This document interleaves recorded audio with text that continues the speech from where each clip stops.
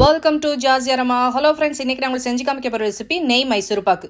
தீபாவளி வரப்போகுது, எல்லார் வீட்லையுமே என்ன ஸ்வீட் செய்யலாம்னு யோசிச்சுட்டு இருப்போம். அப்படி யோசிக்கும் போது மைசூர் பாக்கு எல்லாரும் நினைவுலையுமே வரும். மைசூர் பாக்குனாலே எல்லாருக்குமே ரொம்ப பிடிக்கும். அதுவும் நெய் மைசூர் பாக்குனாலே சொல்லவே வேண்டாம், எல்லாருக்கும் ரொம்ப பிடிக்கும். இது எப்படி செய்யலாங்கிறத பார்க்கலாம். அதுக்கான பொருள் வந்து 1 கப் கடலை மாவு, 1 கப் சுகர், அப்புறம் 1/2 கப் நெய், 1/2 கப் ஆயிலும் எடுத்துருக்கிறேன். முழுக்க நெய்யிலையும் செய்யலாம், ஆனால் வந்து ரொம்ப தகட்டுங்கிறதால கொஞ்சம் ஆயிலும் எடுத்து செய்யலாம். இப்போ ஃபர்ஸ்ட் வந்து நெய்யை நம்ம உருக்கிக்கிடலாம்.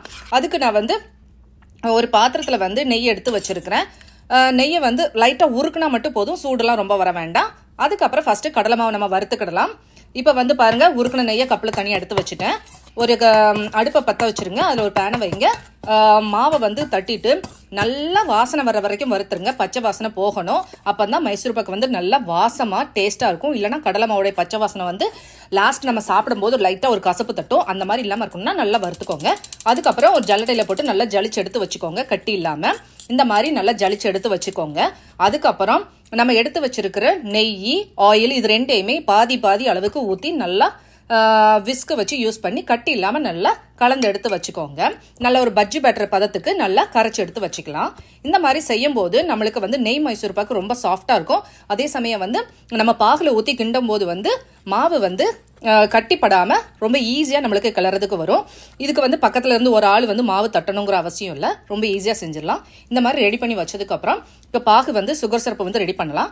அதுக்கு அதே பேனில் வந்து 1 கப் சுகர் எடுத்துக்கோங்க. சுகர் மூழ்கிற அளவுக்கு மட்டும் தண்ணி லைட்டாக நனைகிற அளவுக்கு தண்ணியை ஊற்றிக்கோங்க. ஊற்றிட்டு இப்போ அடுப்பை பற்ற வச்சுருங்க. சுகர் கரையிற வரைக்கும் கரண்டியால் நல்லா கலந்து விட்டுருங்க. சுகர் கரையிற தண்ணி நம்ம கரண்டியால் கலந்துக்கிட்டே இருக்கணும், இல்லைனா சுகர் வந்து அடியில் கரையாமல் இருக்கும், அதுக்குள்ளே பாகும் வந்துடும். அதனால் நல்லா கலந்து விட்டுக்கிட்டே இருங்க. நல்லா இந்த மாதிரி கொதி வந்ததுக்கப்புறம் ஃப்ளேமை கொஞ்சம் குறைச்சி வச்சுக்கோங்க. ஓரங்கள்லாம் இந்த மாதிரி அழுக்கு வரும், அந்த அழுக்கை வந்து தனியாக ரிமூவ் பண்ணி எடுத்துருங்க. நான் யூஸ் பண்ணியிருக்கிறது ரா சுகருங்கிறதால இந்த மாதிரி கலரில் இருக்குது. இப்போ வந்து பாகு பதம் வந்து நைட்டு அந்த மாதிரி பபுள் வந்தாலே நம்மளுக்கு பாகு பதம் கரெக்டாக வந்திருக்கும். இந்த 1 கம்பி பதம் வரணும். கரெக்டாக கையில் எடுத்து பார்க்கும்போது 1 கம்பி பதம் வந்தாலே சரியான பதம். இதுக்கப்புறம் நம்ம கரைச்சி வச்ச கடலை மாவை வந்து கொஞ்சம் கொஞ்சமாக ஊற்றி நல்லா கலந்து விட்டுருங்க.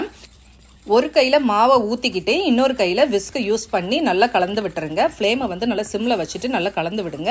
நல்லா அந்த சுகர் சிரப்போட நம்ம ஊற்றி வச்ச கடலை மாவு நல்லா மிக்ஸ் ஆகணும். அது ஒரு 5 நிமிஷம் கலந்து விட்டதுக்கப்புறம் மாவு கொஞ்சம் டைட் ஆகும். அந்த சமயத்தில் நம்ம கொஞ்சம் கொஞ்சமாக நெய்யில் கொஞ்சமும் ஆயிலில் கொஞ்சமும் ஊற்றி அப்பப்போ கலந்து விடணும். ஒவ்வொரு தடவையுமே நம்ம நெய்யும் ஆயிலும் ஊற்றி கலக்கும் போது அந்த மாவு வந்து அந்த ஆயிலையும் நெய்யும் உள்ளே வந்து இழுத்துக்கிடணும். நல்லா இழுத்துக்கு அப்புறம் திரும்ப வந்து மாவு வந்து கெட்டியாகும். அந்த ஸ்டேஜில் வந்து திரும்பவும் நெய்யும் ஆயிலும் திரும்ப ஊற்றி நம்ம வச்சிருக்கிற ஆயிலும் நெய்யும் ஃபுல்லும் அது ஏற்றுக்கிற அளவுக்கு நல்லா கலந்து விடுங்க. நான் கொடுத்துருக்கிற மெஷர்மெண்ட் வந்து கரெக்டாக இருக்கும். ஆயிலும் நெய்யும் சரியான அளவு இருக்கும். இந்த மாதிரி பதத்தில் வந்து நல்லா கலந்து விட்டுக்கிட்டே இருக்கணும். அடி ஒட்டிராத அளவுக்கு ஓரங்கள்லாம் நல்லா ரிமூவ் பண்ணி எடுத்து விட்டு நல்லா கலந்து விடுங்க. அப்போ தான் ஓரத்தில் உள்ள மாவெல்லாம் நல்லா வெந்து வரும். இப்போ பாருங்கள், அடுத்த இடு நெய்யும் அந்த ஆயிலும் கொஞ்சம் ஊற்றி நல்லா கலந்து விடுங்க. முழுக்க நெய்யிலையும் செய்யலாம், ஆனால் நெய்யில் நான் செய்யும் போது வந்து நம்ம வந்து லாஸ்ட் வந்து கட் பண்ணி எடுக்கும்போது நல்லா இறுகி போயிடுது. அதனால நல்லா வர மாட்டேங்குது, நம்மளுக்கு சாஃப்டாக கிடைக்க மாட்டேங்குது. அதனால கொஞ்சம் ஆயில் சேர்த்தா தான் அந்த சாஃப்ட்னஸ் இருக்குது. அந்த நம்ம ஒரு பால் மாதிரி நான் உருட்டி காமிச்ச பாருங்க, அந்த மாதிரி உருட்டுற அளவுக்கு நம்மளுக்கு பதம் வந்துருச்சுனாலே இது சரியான பக்குவத்துக்கு ரெடி ஆயிடுச்சுன்னு அர்த்தம்.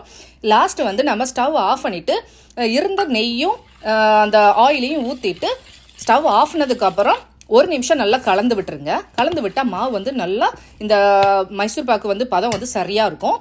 இப்போ வந்து நான் ஒரு கண்ணாடி ட்ரேயில் வந்து பேக்கிங் ஷீட்டை போட்டிருக்கேன், ஆயிலெல்லாம் தடவிட்டு போட்டிருக்கேன். அது மேலே நம்ம ரெடி பண்ணி வச்ச மைசூர் பாக்கை ஊற்றுங்க. இந்த ரிப்பன் மாதிரி அலாலையாக விழுது பாருங்கள், இது சரியான பதம். இந்த பதத்தில் இருந்தாலே நம்மளுடைய மைசூர் பாக்கு வந்து நல்லா சாஃப்டாக கிடைக்கும். இப்போ நம்ம ஊற்றி வச்ச மைசூர் பாக்கு மேலெல்லாம் நல்லா எடுத்து விட்டுட்டு நல்லா ஈவனாக ஒரு ஸ்பூனை வச்சு ஈவனாக ஸ்ப்ரெட் பண்ணி விட்டுருங்க. அப்படியே இதனுடைய சூடு ஃபுல்லும் ஆறணும். ஆறுறதுக்கு எப்படி ஒரு 2 2.5 மணி நேரம் ஆகும். நல்லா ஆற விட்டதுக்கப்புறம் நம்ம ஸ்லைஸ் போட்டு எடுத்தோம்னா சூப்பரான நெய் மைசூர் பாக்கு வந்து ரெடி ஆயிரும். இந்த தீபாவளிக்கு நீங்களும் உங்கள் வீட்டில் இதே மாதிரியான நெய் மைசூர் பாக்கு வந்து செஞ்சு பாருங்கள், ரொம்ப சூப்பராக இருக்கும். இதில் நான் வந்து எல்லாமே ஒவ்வொரு கப்பு தான் மெஷர்மெண்ட் கொடுத்துருப்பேன். அந்த மெஷர்மெண்ட் படி செஞ்சாலே உங்களுக்கு நெய் மைசூர் பாக்கு வந்து ரொம்ப சாஃப்டாக சூப்பராக வரும். நல்லா ஆறுனதுக்கப்புறம் கட் பண்ணால் தான் சென்டரில் வந்து லைட்டான அது ப்ரௌன் கலரில் அந்த மைசூர் பாக்கு வந்து பார்க்குறதுக்கு சூப்பராக இருக்கும். சென்டரில் நல்லா சாஃப்டாகவும் இருக்கும். நல்லா வச்சு சாப்பிட்டாலுமே அந்த எண்ணெய் சேர்த்துருக்கிறதால நல்லா வச்சு சாப்பிடும்போது அந்த சாஃப்ட்னஸும் குறையாமல் இருக்கும். முழுக்க நீங்கள் நெய்யில் செஞ்சீங்கன்னா கொஞ்சம் இறுக்கமாக தான் இருக்கும், அந்த அளவுக்கு சாஃப்ட் இருக்காது. அதனால் இந்த மாதிரி கொஞ்சம் ஆயில் சேர்த்து செய்யுங்க, ரொம்ப சூப்பராக இருக்கும். நம்மளுடைய சேனலில் ஆல்ரெடி வந்து மில்க் மைசூர் பாக்கு நிறைய தீபாவளி ஸ்வீட்ஸ்லாம் போட்டிருக்கோம். அதுக்கான லிங்க் கூட நான் டிஸ்கிரிப்ஷன் பாக்ஸில் கொடுக்குறேன். உங்களுக்கு விருப்பப்பட்டீங்கன்னா போய் செக் பண்ணி பார்த்துக்கோங்க. இந்த மாதிரி சூப்பரான நெய் மைசூர் பாக்கு நீங்களும் உங்கள் வீட்டில் செஞ்சு பார்த்துட்டு எப்படி வந்துச்சுங்கிறத எனக்கு கமெண்ட் பண்ணி சொல்லுங்கள். அதோட இந்த வீடியோ பிடிச்சிருந்துச்சுன்னா உங்கள் ஃப்ரெண்ட்ஸ்க்கு ஷேர் பண்ணுங்கள், லைக் பண்ணுங்கள், கமெண்ட் பண்ணுங்கள், சப்ஸ்கிரைப் பண்ண மறந்துடாதீங்க. உங்களை நெக்ஸ்ட் வீடியோ சந்திக்கும் வரை பாய் அண்ட் தேங்க்யூ.